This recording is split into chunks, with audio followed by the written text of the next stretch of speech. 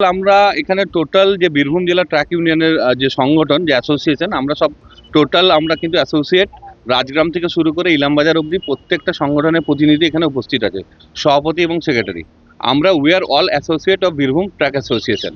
তো আমাদের বক্তব্য একটাই, হঠাৎ করে রবিবার রাত্রি ঠিক 12টা থেকে হঠাৎ করে রয়্যালিটির যে রেট ছিল, প্রথমে 100 সেফটিতে ছিল 800 রুপিস এবং সেটি কিন্তু বেড়ে গিয়ে হয়ে গেছে 100 সেফটিতে 990। তার মানে টনে হিসাব করলে দেখা গেলে 50 টাকা করে টনে কিন্তু রেট ইনক্রিজ হয়ে গেছে।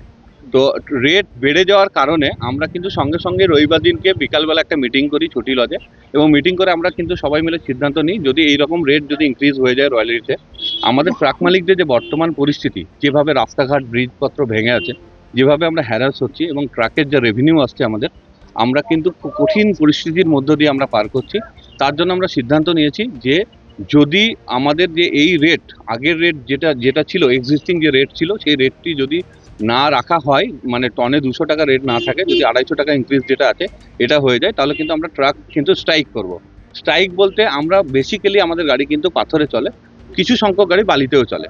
তো আমাদের যে পাথর যে ইন্ডাস্ট্রি আছে, টোটাল যে স্টোন ইন্ডাস্ট্রি আছে, রাজগ্রাম, তারপরে সুন্দর পাহাড়ি, নলহাটি, রামপুরহাট, শালবাদরা, পাচামি, রায়পুর, সমস্ত যে এন্ট্রি এবং এক্সিট পয়েন্ট আছে সেখানে কিন্তু আমরা সমস্ত স্ট্রাইক ঘোষণা করবো। আমরা ট্রাক মালিকরা ট্রাক চালাবো না এবং সেখানে কিন্তু আমরা গাড়িগুলো গিয়ে সেখানে দাঁড় করিয়ে দেবো যদি সমাধান না হয়। এই দাবি নিয়ে এসেছিলাম আমাদের মাননীয় আমাদের জেলা শাসক শ্রী ধবল জৈন স্যারের কাছে। তো ওনার সঙ্গে কনসালটেশন হলো, উনি আমাদের কথা যথাযথ শুনলেন এবং উনি আমাদেরকে একটা আশা দিয়েছেন, আশ্বস্ত করেছেন। উনি বলেছেন আমাকে অফিসিয়াল টাইম দিন, আমরা প্রসিডিওর করব, আপনাদের যে দাবি সেটা নিয়ে আমরা ভাবনা চিন্তা করছি, যেহেতু অলরেডি এটা পাস হয়ে গেছে। তো উনি আমাদের কাছে সময় চেয়েছেন, 3 দিনের মধ্যে উনি আমাদের আবার ডাকবেন হয়তো। উনি যে প্রসেস আছে ল্যান্ড অ্যান্ড রেভিনিউ ডিপার্টমেন্ট, সেই প্রসেস উনি করাবেন।